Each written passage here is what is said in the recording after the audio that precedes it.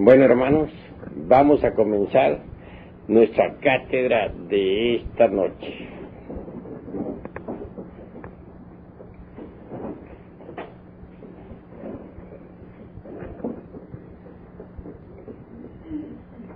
Incuestionablemente,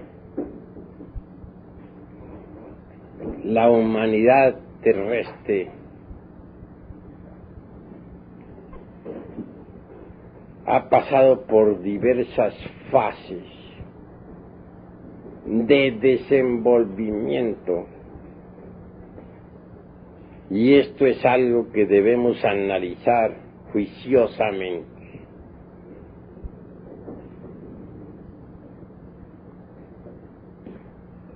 Se habla de la evolución mecánica de la naturaleza, del hombre y del cosmos.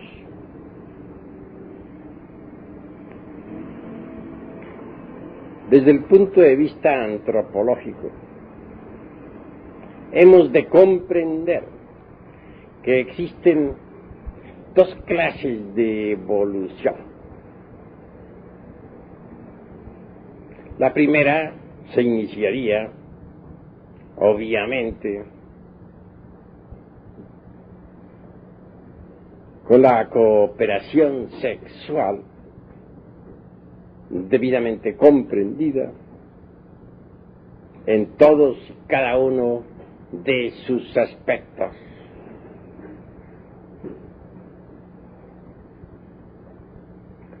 La segunda es diferente. Incuestionablemente, en principio, la raza humana se multiplicaba en la misma forma en que las células se multiplican. Bien sabemos nosotros que el núcleo se divide en dos dentro de la célula viva, que especializa una determinada cantidad de citoplasma y materias inherentes para formar célula nueva.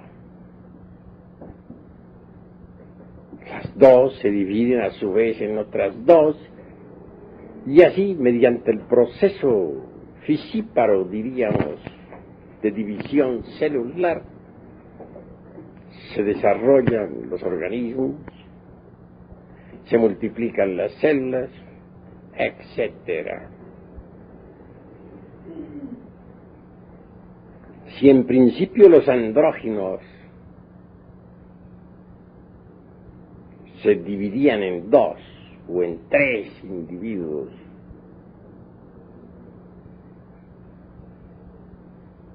para reproducirse,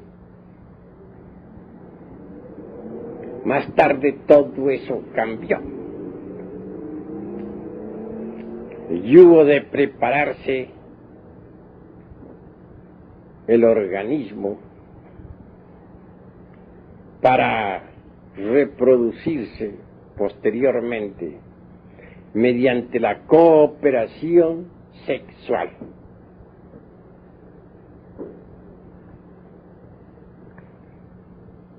Obviamente, fue en la Lemuria, continente situado otrora en el Océano Índico,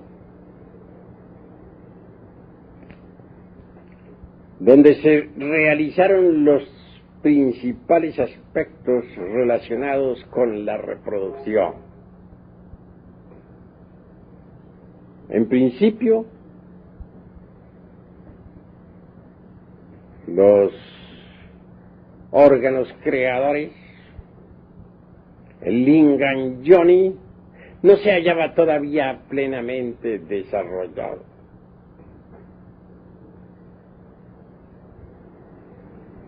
se hacía necesario que estos órganos de la especie cristalizaran totalmente y se desenvolvieran a fin de que más tarde en el tiempo pudiera realizarse concretamente la reproducción de la especie humana mediante la cooperación sexual. Así que, conforme estos órganos masculino femenino se fueron desarrollando, ya no diríamos en el ser humano meramente andrógino, sino hermafrodita. Se sucedieron hechos bastante interesantes desde el punto de vista biológico y psicosomático.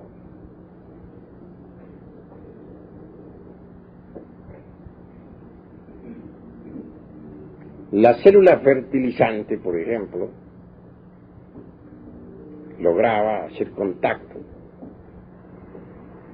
con el óvulo y así tal célula átomo se desprendía del organismo del padre-madre para desarrollarse y desenvolverse. Como secuencia o corolario, mediante procesos muy delicados devenía luego una nueva criatura.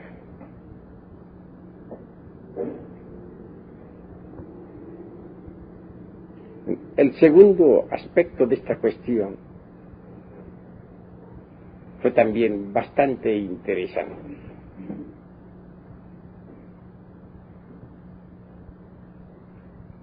Si bien es cierto que en principio gérmenes vivientes se desprendían como radiación atómica para desarrollarse exteriormente y convertirse en nuevas criaturas, en el segundo hubo cierto cambio favorable. Podría decirse que el huevo fecundado, el óvulo que normalmente el sexo femenino elimina de sus ovarios cada mes, tenía cierta consistencia extraordinaria. Era ya un huevo en sí mismo, en su constitución intrínseca. Un huevo fecundado interiormente dentro del padre-madre, dentro del hermafrodita. Un huevo que al salir al mundo exterior podía desenvolverse o incubarse hasta que al fin se abría para que una criatura emergiera de allí. Criatura que se alimentaba con los pechos del padre-madre. Y esto de por sí ya es bastante interesante. Mucho más tarde en el tiempo fue notándose que ciertas criaturas devenían a la existencia con un órgano más desarrollado que otro. Al fin llegó el momento en que la humanidad se dividió en sexos opuestos. Cuando esto sucedió, cuando esto acaeció, entonces se necesitó la cooperación sexual para crear y volver nuevamente a crear.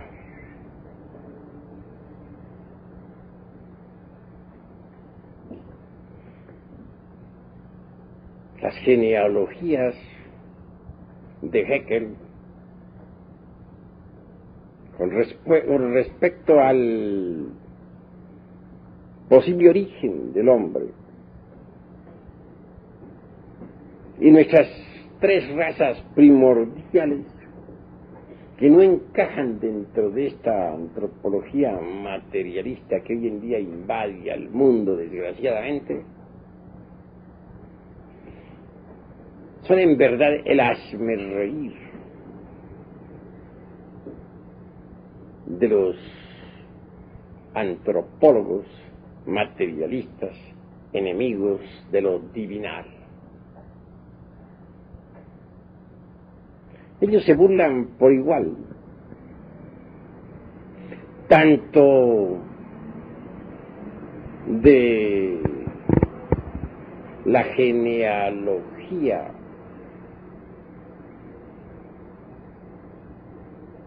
de un Haeckel, o de las genealogías, para hablar en plural,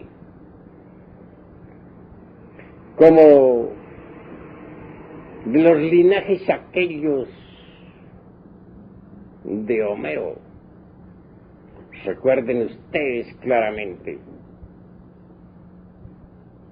a Aquiles, el ilustre guerrero, hijo de Marte, a Agamenón, hijo de Júpiter, el que desde lejos manda, etc. Frases o palabras poéticas de aquel hombre que cantara en otros tiempos a la vieja Troya y a la cólera de Aquiles, el guerrero.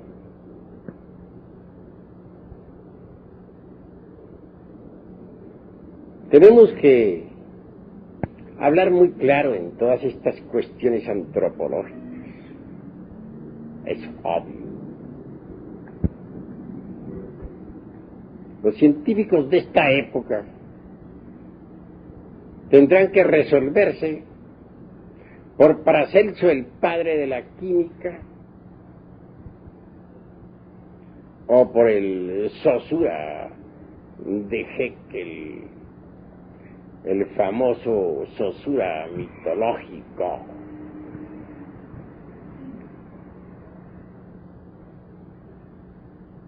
En todo caso, es mucho lo que tenemos que analizar e investigar dentro del terreno exclusivamente antropológico. Si se negara la división de la célula viva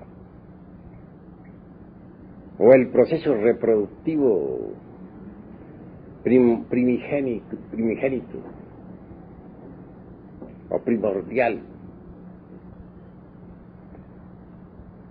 tendría que negarse también, de hecho, la reproducción del monerón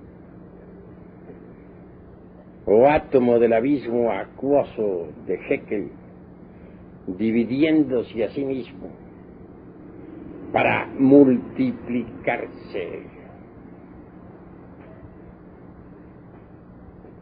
La ciencia, en realidad, de verdad, en modo alguno podría pronunciarse científicamente contra ese sistema primigenio de reproducción mediante división celular, es decir, mediante el acto fisíparo.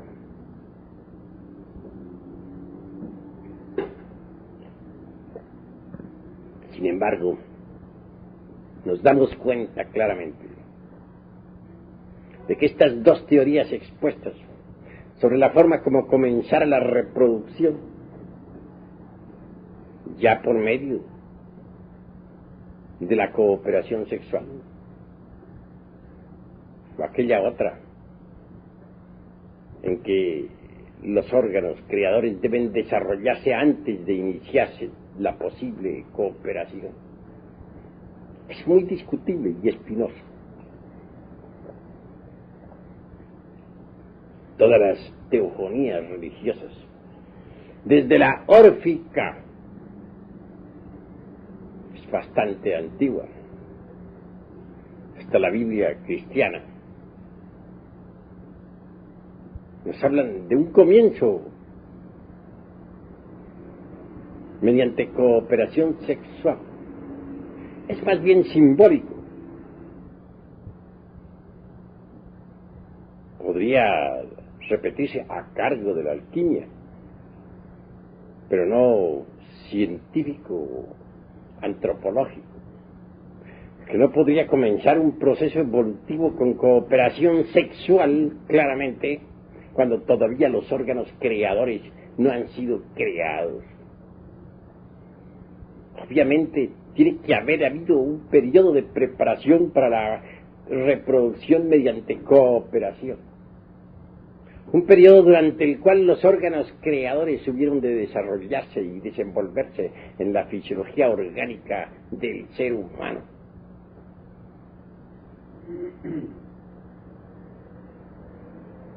Las escrituras religiosas, tanto del Oriente como del Occidente, han sido muy alteradas, excepto la del Vishnu Purana, por ejemplo, donde se dice que Daksha, después de haber dado a los seres humanos la capacidad de reproducirse mediante la cooperación, declaró, mucho antes que el ser humano pudiera tener esa capacidad, mucho antes que la cooperación sexual entre hombre y mujer existiera, existían ya otros modos de reproducción. Se refiere a etapas anteriores a la formación de los órganos creadores en el ser humano.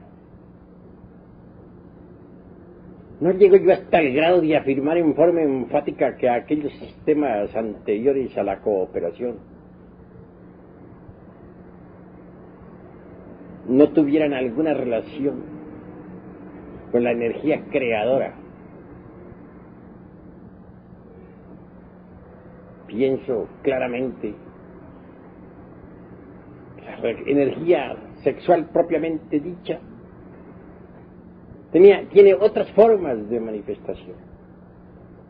Antes de que los órganos creadores en la humana especie se hubiesen desarrollado, tal energía tuvo otros modos de expresión para crear y volver nuevamente a crear.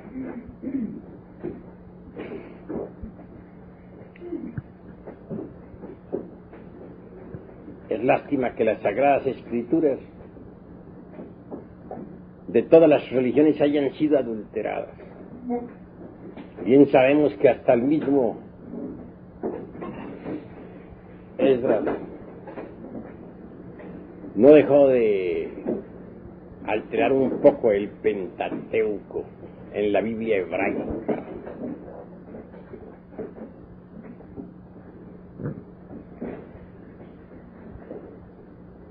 Pero a todas estas se hace indispensable que nosotros sigamos analizando y reflexionando dónde se desenvolvieron las distintas razas. Ya hemos dicho muchas veces que eso del noepitecoide resulta bastante absurdo, lo mismo que su sinocéfalo con cola, el mono sin cola y el hombre arbóreo. Cuestiones de mera utopía que no tiene basamentos de ninguna especie.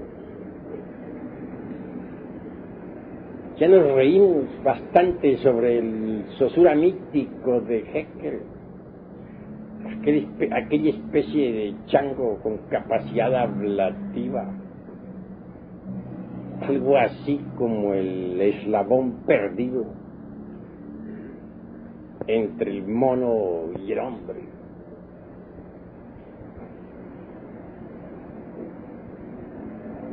Así hace necesario saber dónde se han desarrollado estas razas.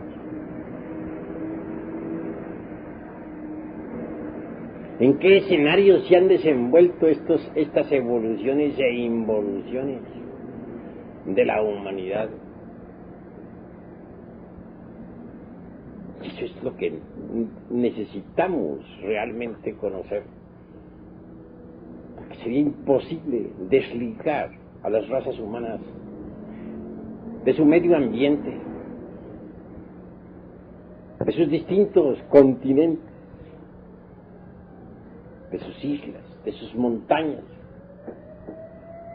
de sus escenarios naturales. Llaman, sí, como ya dije en otra ocasión, muchísimo la atención, a pesar de que hubo enormes reptiles en el Mesozoico. Sin embargo, todavía viva la humanidad, mientras que aquellos ya desaparecieron de la faz de la tierra. ¿Pues es posible que todos los monstruos antidiluvianos hayan perecido y que la humanidad siga viviendo? Hemos puesto mucho énfasis en ese asunto y se hace necesario pensar un poco, o bastante.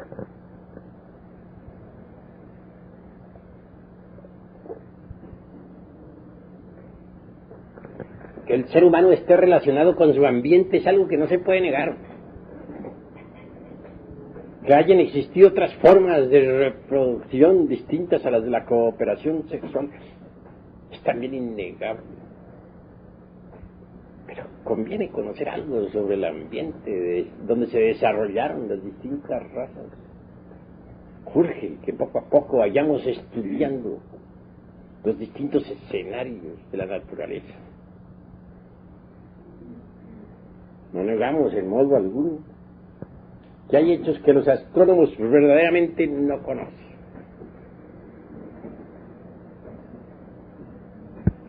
¿Qué saben ellos, por ejemplo, sobre los cambios o modificaciones del eje de la Tierra en relación con la oblicuidad de la elíptica?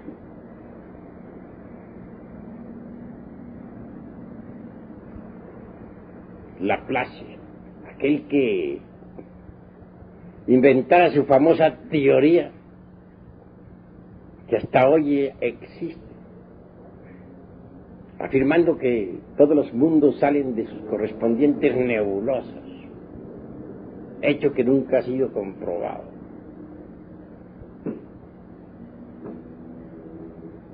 Llega hasta decir fanáticamente que la declinación del eje de la Tierra en relación precisamente con la elíptica, con la oblicuidad de la elíptica, es casi nula, y que así ha sido siempre en forma secular.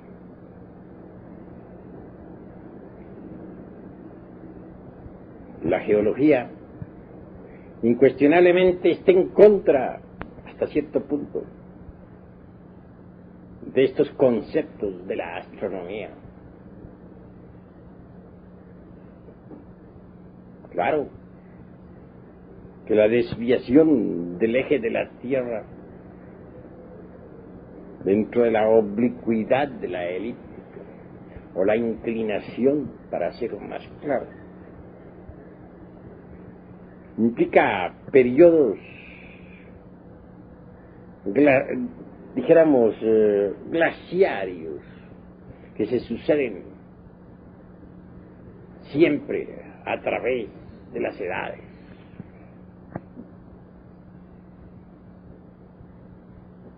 Si negáramos los periodos glaciarios, estaríamos afirmando cosas absurdas. que las glaciaciones están completamente demostradas y tienen su base precisamente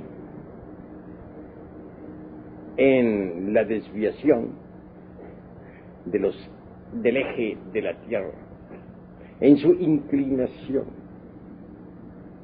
dentro de la oblicuidad, de la elíptica.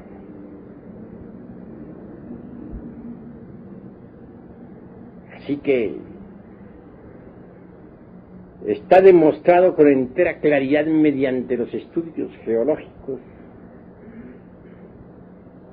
tal desviación que niegan los astrónomos.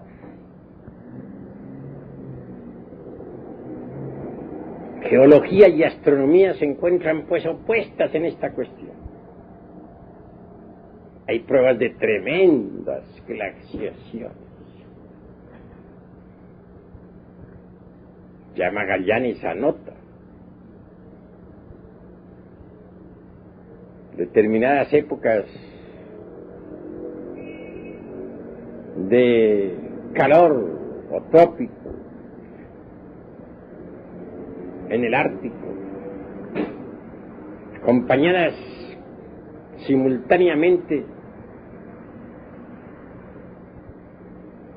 de glaciaciones y frío intenso en el Antártico. Hemos llegado a un punto bastante interesante, y es esta cuestión de los glaciares.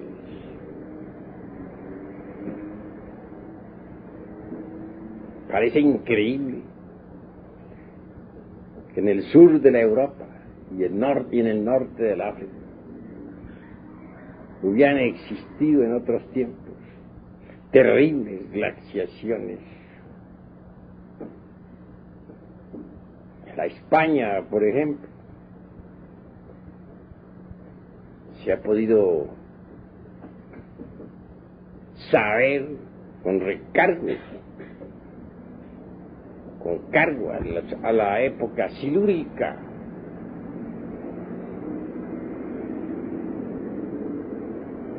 que existieron glaciaciones tremendas.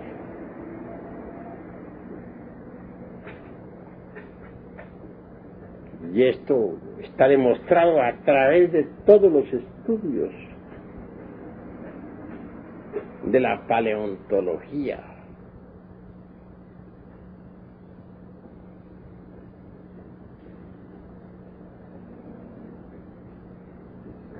En tanto, nadie podría hoy en día negar que se han descubierto, por ejemplo, en la Siberia, y especialmente en la desembocadura de ciertos ríos, como el Obi y otros, cadáveres momificados de animales antidiluvianos. Esto significa que la Siberia, que fue tan fría, en otros tiempos fue trópico de gran calor. Lo mismo que la Groenlandia, la península escandinavia de Suecia y Noruega, hasta Islandia, y todo esa herradura que rodea totalmente al Polo Norte. Si hubiera habido calor en esas regiones, imposible, diría cualquiera. Y sí, la paleontología lo ha confirmado. Criaturas bastante interesantes han sido descubiertas precisamente en las citadas bocas de los ríos que he citado, que he mencionado. Y esto nos invita a todos a la reflexión. Durante la época de la Atlántida, Los polos norte y sur no estaban donde están ahora. Entonces el polo norte, el Ártico, estaba ubicado sobre la línea ecuatorial, en el punto más extremo oriental del África. Y el Antártico, el polo sur, se hallaba exactamente ubicado sobre la misma línea ecuatorial, hacia el opuesto. Un lugar específico en el Pacífico.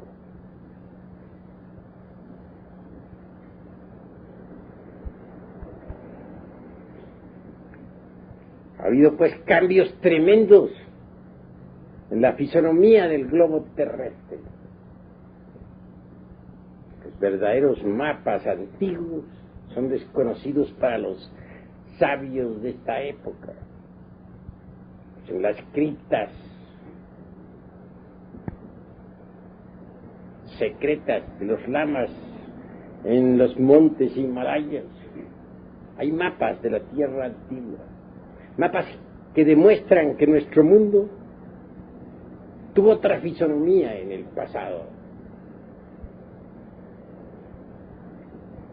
Pensemos en Lemuria, ese gigantesco continente ubicado entonces en el Índico. Estaba unido a Australia, pues Australia es parte de la Lemuria, lo mismo que toda la Oceanía. El Ártico se hallaba ubicado en el punto más oriental sobre la línea ecuatorial del África. Todo era diferente, distinto, completamente distinto. Por aquella época acaeció un glacial de esos terribles. Esa glaciación se proyectó precisamente desde el polo ártico, ubicado en el África, hacia la Arabia, o sea, hacia el sudoeste de Asia. Y también cubrió completamente, o casi completamente, a la Lemuria. Toda esa zona se le llenó de hielos, mas no logró pasar tal glaciación el Mediterráneo.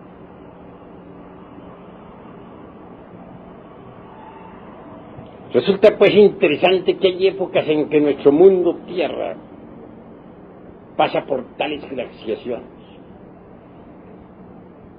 en que el hielo invade determinadas zonas, en que mueren millones de criaturas. Y todo eso se debe realmente a la inclinación del eje de la Tierra en relación con la oblicuidad de la elíptica.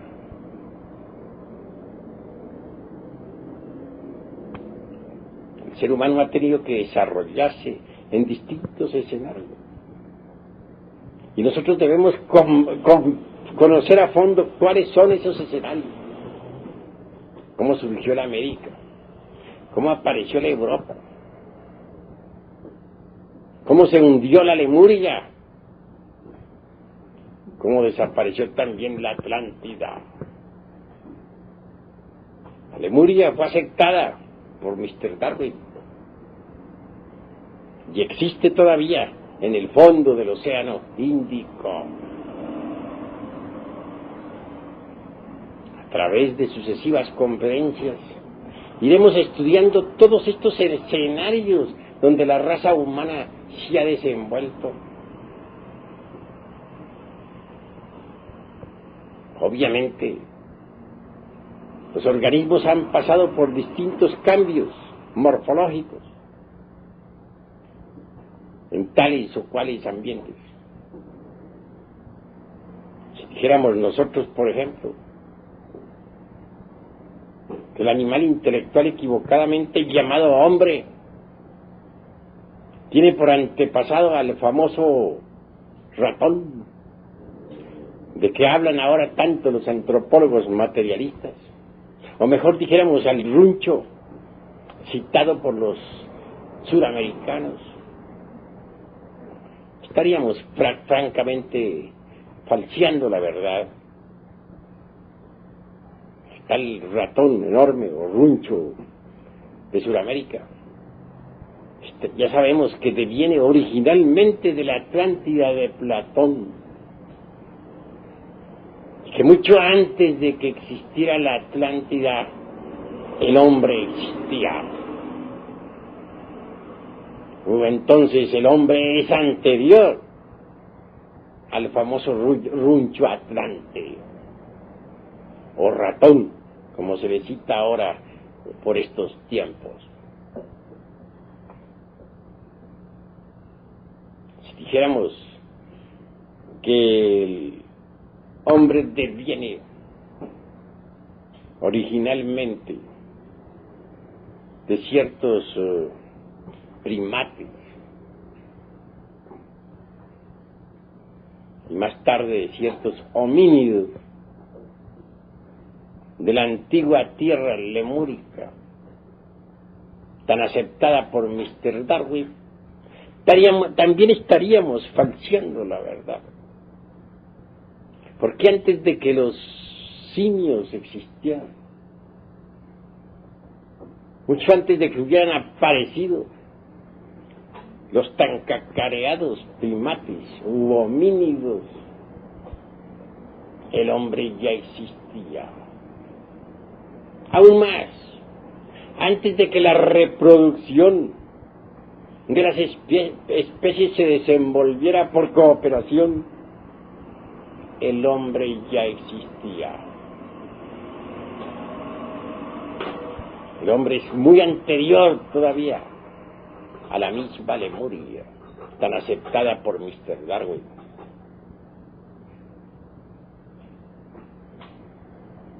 Obviamente, tenemos que reconocer